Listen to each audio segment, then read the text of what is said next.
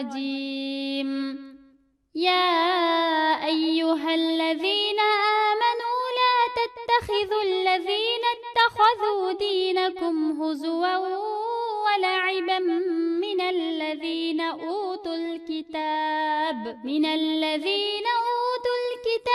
من قبلكم والكفار أولياء واتقوا الله إن كنتم مؤمنين.